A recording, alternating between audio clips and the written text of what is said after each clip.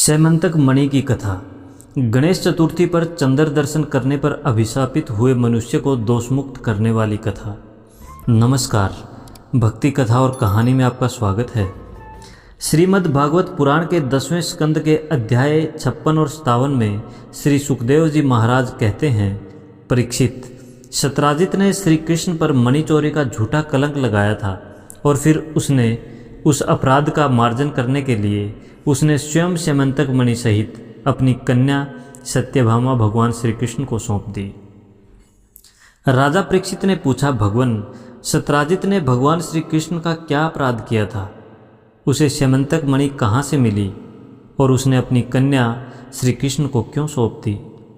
श्री सुखदेव जी ने कहा, परीक्षित, सत्राजित भगवान सूर्य का बहुत बड़ा भक्त था। वे उसकी भक्ति से प्रसन्न होकर उसके बहुत बड़े मित्र बन गए थे। सूर्य भगवान ने ही प्रसन्न होकर बड़े प्रेम से उसे सैमंतक मणि दी थी। सत्राजित उस मणि को गले में धारण कर ऐसा चमकने लगा मानो स्वयं सूर्य ही हो। परीक्षित, जब सत्राजित द्वारका आया तब अत्यंत तेजस्विता के कारण लोग उसे पहचान न सके।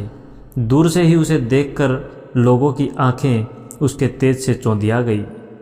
लोगों ने समझा कि कदाचित स्वयं भगवान सूर्य आ रहे हैं। उन लोगों ने भगवान के पास आकर उन्हें इस बात की सूचना दी। उस समय भगवान चौसर खेल रहे थे।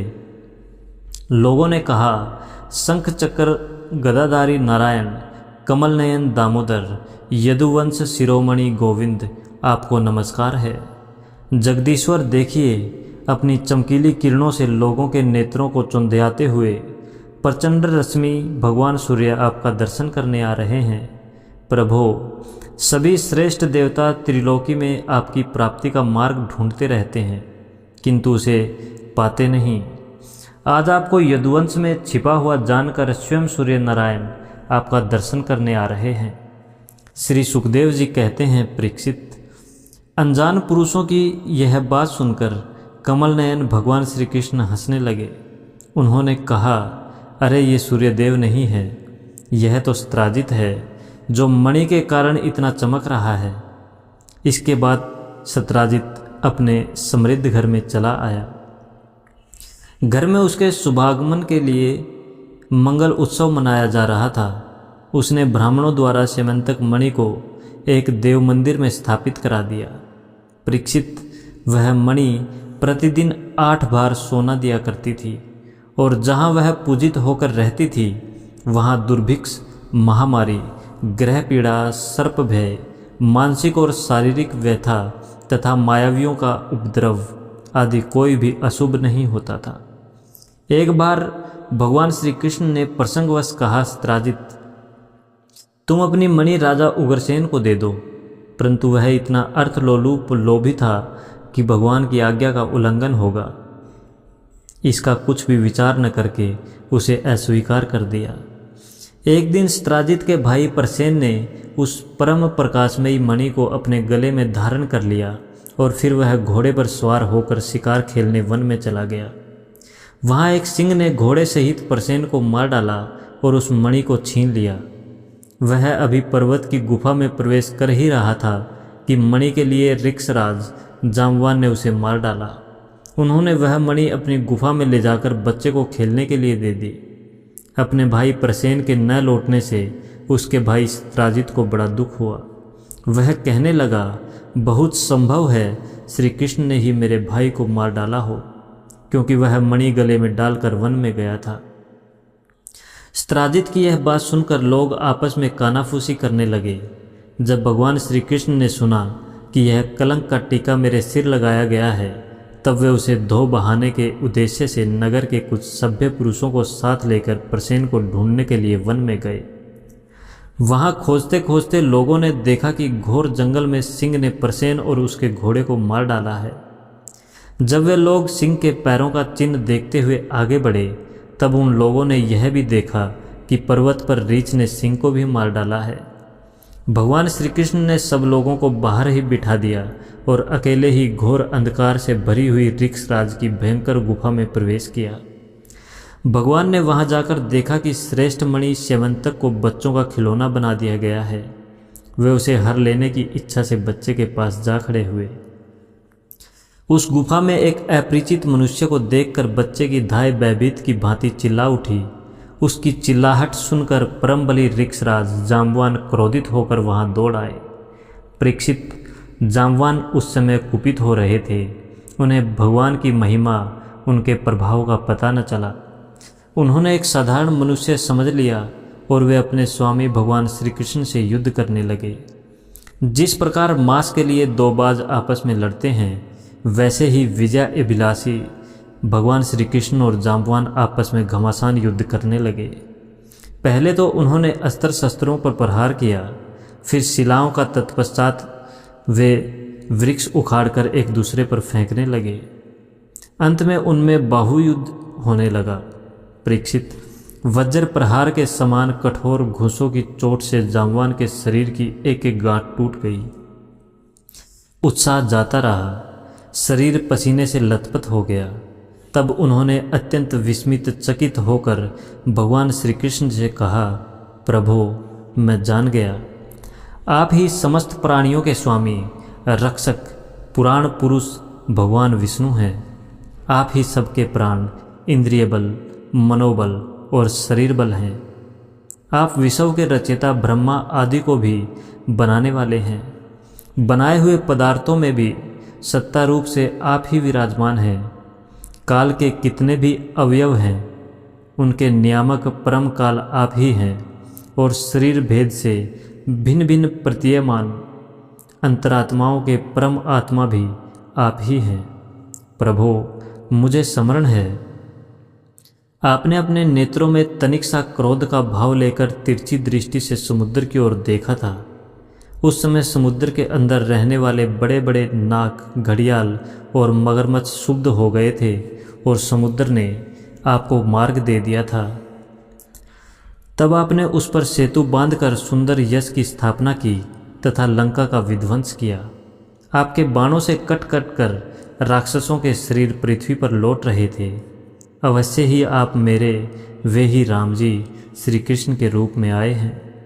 परीक्षित, जब ऋक्षराज जाम्बवान ने भगवान को पहचान लिया, तब कमल नयन श्री कृष्ण ने अपने परम कल्याणकारी शीतल कर कमल को उनके शरीर पर फेर दिया और फिर अहेतु की कृपा से भरकर प्रेम गंभीर वाणी से अपने भक्त जाम्बवान जी से कहा, ऋक्षराज, हम मणि के लिए ही तुम्हारी इस गुफा में आए हैं।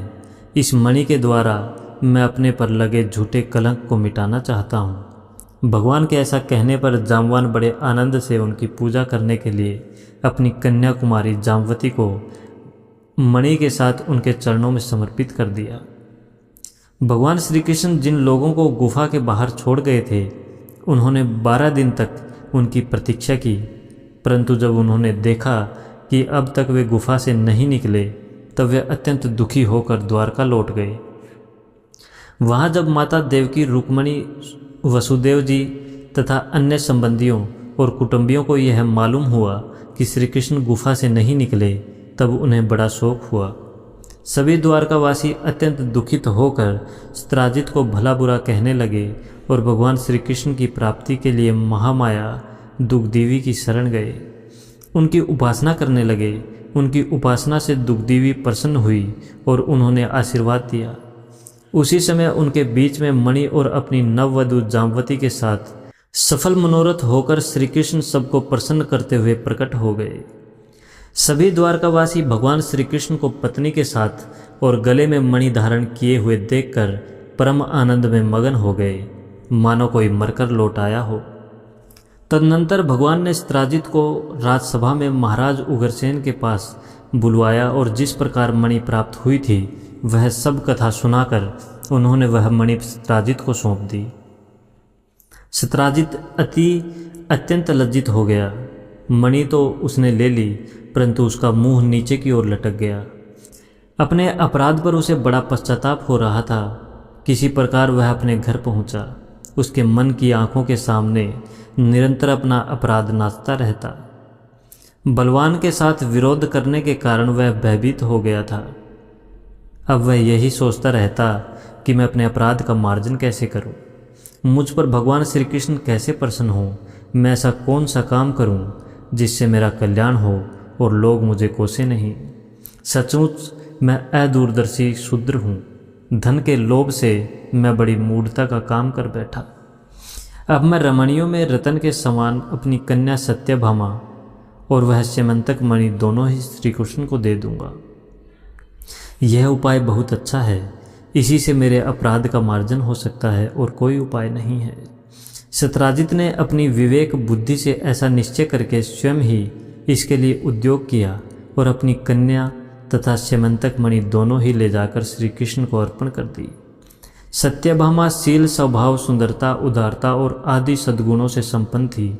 बहुत से लोग चाहते थे कि सत्यभामा हमें मिले और उन लोगों ने उन्हें मांगा भी था, परंतु अब भगवान श्री कृष्ण ने विधि पूर्वक उनका पाणी ग्रहण किया। परीक्षित, भगवान श्री कृष्ण ने सत्राजित से कहा, हम स्यमंतक मणि न लेंगे। आप सूर्य भगवान के भक्त हैं, इसलिए वह आपके ही पास रहे। हम तो केवल उसके फल के अर्थात उससे निकले हुए सोने के अधिकारी हैं, वही आप हमें दे दिया करें। परीक्षित, यद्यपि भगवान श्री कृष्ण को इस बात का पता था कि लाक्षागृह की आग से पांडवों का बाल भी बांका न हुआ है, तथापि जब उन्होंने सुना कि कुंती और पांडव जल मरे, तब उस समय का कुल परम प्रोचित व्यवहार करने के लिए वे बलराम जी के साथ हस्तिनापुर गए। वहां जाकर भीष्म पितामह, कृपाचार्य, विदुर, गंधारी और द्रोणाचार्य से मिलकर उनके साथ संवेदना, सहानुभूति प्रकट की और उन लोगों से कहने लगे, हाय हाय, यह तो बड़े दुख की बात हुई। भगवान श्री कृष्ण के हस्तिनापुर चले जाने से द्वारका में अक्रूर और कृतवर्मा को अवसर मिल गया। उन लोगों ने सतधनवा से आकर कहा, तुम सत्राजित से मणि क्यों नहीं छीन लेते? सत्राजित ने अपनी श्रेष्ठ कन्या का विवाह हमसे करने का वचन दिया था और अब उसने हम लोगों का तिरस्कार करके उसे श्री कृष्ण के साथ ब्याह दिया है। अब सत्राजित भी अपने भाई प्रसेन की तरह क्यों न यमपुरी में जाए। सतधनवा पापी था और अब तो उसकी मृत्यु भी उसके सिर पर नाच रही थी। अक्रूर और कृतवर्मा इस प्रकार बहकाने पर सतधनवा उनकी बातों में आ गया और उस महादुष्ट ने लोभ व सोए हुए सत्राजित को मार डाला। इस समय स्त्रियां अनाथ के समान रोने चिल्लाने लगी, परंतु सतधनवा ने उनकी ओर तनिक भी ध्यान न दिया। जैसे कसाई पशुओं की हत्या कर डालता है, वैसे ही वह सत्राजित को मारकर और मणि लेकर वहां से चंपत हो गया। सत्यभामा जी को यह देखकर कि मेरे पिता मार डाले गए हैं, बड़ा शोक हुआ और वे हाय पिताजी, मैं मारी गई, इस प्रकार पुकार पुकार कर विलाप करने लगी। बीच बीच में बेहोश हो जाती और होश में आने पर फिर विलाप करने लगती। इसके बाद उन्होंने अपने पिता के शव को तेल के कड़ाहे में रखवा दिया और आप हस्तिनापुर गई। उन्होंने बड़े दुख से भगवान श्री कृष्ण को अपने पिता की हत्या का वृत्तांत सुनाया। यद्यपि इन बातों को भगवान श्री कृष्ण पहले से ही जानते थे। परीक्षित, सर्वशक्तिमान भगवान श्री कृष्ण और बलराम जी ने सब सुनकर मनुष्यों की सी लीला करते हुए अपनी आंखों में आंसू भर लिए और विलाप करने लगे कि अहो, हम लोगों पर तो बहुत बड़ी विपत्ति आ पड़ी। इसके बाद भगवान श्री कृष्ण सत्यभामा जी और बलराम जी के साथ हस्तिनापुर से द्वारका लौट आए और सतधनवा मारने तथा उससे मणि छीनने का उद्योग करने लगे। जब सतधनवा को यह मालूम हुआ कि भगवान श्री कृष्ण मुझे मारने का उद्योग कर रहे हैं, तब वह बहुत डर गया और अपने प्राण बचाने के लिए उसने कृतवर्मा से सहायता मांगी। तब कृतवर्मा ने कहा, भगवान श्री कृष्ण और बलराम जी सर्वशक्तिमान ईश्वर हैं, मैं उनका सामना नहीं कर सकता। भला ऐसा कौन है जो उनके साथ वैर बांधकर इस लोक और परलोक में सकुशल रह सके? तुम जानते हो कि कंस उन्हीं से द्वेष करने के कारण राज्य लक्ष्मी को खो बैठा और अपने अनुयायियों के साथ मारा गया। जरासंध जैसे शूरवीर को भी उनके सामने 17 बार मैदान हार कर बिना रथ के ही अपनी राजधानी लौटना पड़ा था। जब कृतवर्मा ने उसे इस प्रकार टका सा जवाब दे दिया, तब सतधनवा ने सहायता के लिए अक्रूर जी से प्रार्थना की। उन्होंने कहा, भाई ऐसा कौन है जो सर्वशक्तिमान भगवान का बल पौरुष जानकर भी उनसे वैर विरोध ठाने, जो भगवान खेल खेल में ही इस विश्व की रचना, रक्षा और संहार करते हैं तथा जो कब क्या करना चाहते हैं इस बात को माया से मोहित ब्रह्मा आदि विश्व विधाता भी नहीं समझ पाते, जिन्होंने 7 वर्ष की अवस्था में जब वे निरे बालक थे, एक हाथ से ही गिरिराज गोवर्धन को उखाड़ दिया और जैसे नन्हे नन्हे बच्चे बरसाती छत्ते को उखाड़ हाथ में रख लेते हैं, वैसे ही खेल खेल में 7 दिनों तक उसे उठाए रखा। मैं तो उन भगवान श्री कृष्ण को नमस्कार करता हूँ। उनके कर्म अद्भुत हैं। वे अनंत अनादि एक रस और आत्म स्वरूप हैं। मैं उन्हें नमस्कार करता हूँ। जब इस प्रकार अक्रूर जी ने उसे कोरा जवाब दे दिया, तब सद्धनुआ ने स्यमंतक मणि उन्हीं के पास रख दी और आप 400 कोस लगातार चलने वाले घोड़े पर सवार होकर वहाँ से बड़ी फुर्ती से भागा। परीक्षित, भगवान श्री कृष्ण और बलराम दोनों भाई अपने उस रथ पर सवार हुए जिस पर गरुड़ चिन्ह से चिन्हित ध्वजा फहरा रही थी और बड़े वेग वाले घोड़े जुते हुए थे। अब उन्होंने अपने सवसुर सत्राजित को मारने वाले शतधन्वा का पीछा किया। मिथिलापुरी के निकट एक उपवन में शतधन्वा का घोड़ा गिर पड़ा। अब वह उसे छोड़कर पैदल ही भागा। वह अत्यंत भयभीत हो गया था। भगवान श्री कृष्ण भी क्रोध करके उसके पीछे दौड़े। शतधन्वा पैदल ही भाग रहा था, इसलिए भगवान ने पैदल ही दौड़कर अपने तीक्ष्ण धार वाले चक्र से उसका सिर उतार लिया और उसके वस्त्रों में स्यमंतक मणि को ढूंढा। परंतु जब मणि नहीं मिली, तब भगवान श्री कृष्ण ने बड़े भाई बलराम जी के पास आकर कहा, हमने शतधन्वा को व्यर्थ ही मारा, क्योंकि उसके पास स्यमंतक मणि तो है ही नहीं।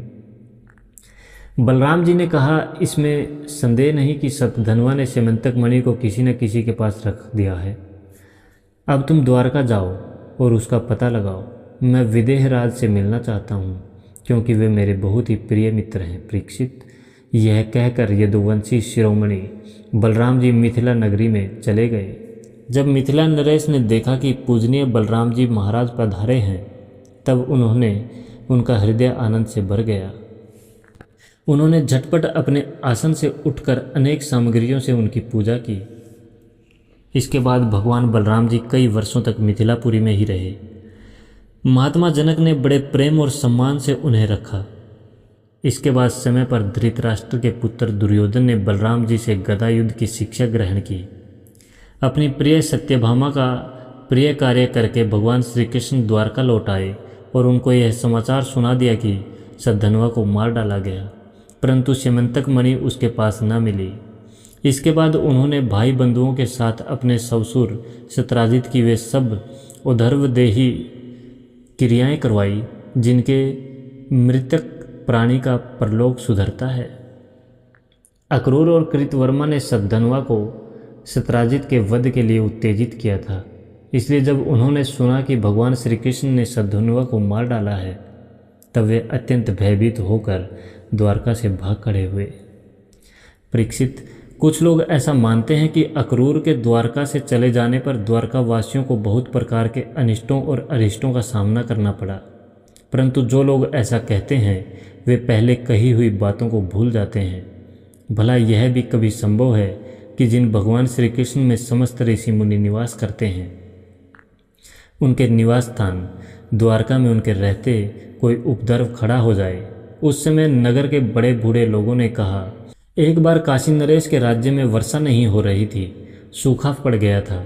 तब उन्होंने अपने राज्य में आए हुए अक्रूर के पिता सौफलक को अपनी पुत्री गांधिनी ब्याह दी। तब उस प्रदेश में वर्षा हुई। अक्रूर भी सौफलक के ही पुत्र हैं और इनका प्रभाव भी वैसा ही है। इसलिए जहाँ जहाँ अक्रूर रहते हैं, वहाँ वहाँ खूब वर्षा होती है तथा किसी प्रकार का कष्ट और महामारी आदि उपद्रव नहीं होते। परीक्षित, उन लोगों की बात सुनकर भगवान ने सोचा कि इस उपद्रव को यही कारण नहीं है। यह जानकर भी भगवान ने दूत भेजकर अक्रूर को ढूंढवाया और आने पर उनसे बातचीत की। भगवान ने उनका खूब स्वागत सत्कार किया और मीठी मीठी प्रेम की बातें कहकर उनसे संभाषण किया। परीक्षित, भगवान सबके चित्त का एक एक संकल्प देखते रहते हैं। इसलिए उन्होंने मुस्कुराते हुए अक्रूर से कहा, चाचा जी, आप दान धर्म के पालक हैं। हमें यह बात पहले से ही मालूम है कि शतधन्वा आपके पास वह स्यमंतक मणि छोड़ गया है जो बड़ी ही प्रकाशमान और धन देने वाली है। आप जानते ही हैं कि शतराजित के कोई पुत्र नहीं है, इसलिए उनकी लड़की के लड़के उनके नाती ही उन्हें तिलांजलि और पिंडदान करेंगे, उनका ऋण चुकाएंगे और जो कुछ बचा रहेगा उसके उत्तराधिकारी होंगे।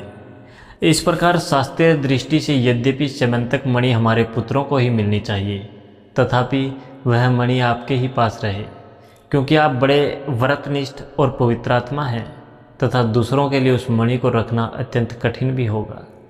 परंतु हमारे सामने एक बहुत बड़ी कठिनाई यह आ गई है कि हमारे बड़े भाई बलराम जी मणि के संबंध में मेरी बात का पूरा विश्वास नहीं करते। इसलिए महाभाग्यवान अक्रूर जी, आप वह मणि दिखाकर हमारे इष्ट मित्र बलराम जी, सत्यभामा और जाम्बवती का संदेह दूर कर दीजिए और उनके हृदय में शांति का संचार कीजिए। हमें पता है कि उसी मणि के प्रताप से आजकल आप लगातार ही ऐसे यज्ञ करते रहते हैं जिसमें सोने की वेदियां बनती हैं। परीक्षित, जब भगवान श्री कृष्ण ने इस प्रकार सांत्वना देकर उन्हें समझाया बुझाया, तब अक्रूर जी ने वस्त्र में लपेटी हुई सूर्य के समान प्रकाशमान वह मणि निकाली और भगवान श्री कृष्ण को दे दी। भगवान श्री कृष्ण ने वह स्यमंतक मणि अपने जाति भाइयों को दिखाकर अपना कलंक दूर कर दिया और उसे अपने पास रखने में समर्थ होने पर भी पुनः अक्रूर जी को लौटा दिया। स्कंद पुराण में भगवान श्री कृष्ण ने स्वयं कहा है कि भादव के शुक्ल पक्ष के चंद्र दर्शन मैंने गोखुर के जल में किए, जिसके फल स्वरूप मुझ पर मणि की चोरी का झूठा कलंक लगा। देवऋषि नारद जी ने भी श्री कृष्ण को भाद्रपद शुक्ल पक्ष की चतुर्थी तिथि को चंद्र दर्शन करने के फलस्वरूप व्यर्थ कलंक लगने की बात कही है। इसके अतिरिक्त श्री रामचरितमानस में गोस्वामी तुलसीदास जी ने भी इस तिथि को चंद्रमा के दर्शन न किए जाने के संकेत दिए हैं। सर्वशक्तिमान सर्वव्यापक भगवान श्री कृष्ण के पराक्रम से परिपूर्ण यह आख्यान समस्त पापों, अपराधों और कलंकों का मार्जन करने वाला तथा परम मंगलमय है। जो इसे पढ़ता, सुनता अथवा स्मरण करता है वह हर प्रकार की अपकीर्ति और पापों से छूटकर शांति का अनुभव करता है। राधे राधे। जय श्री कृष्ण। जय हिंद।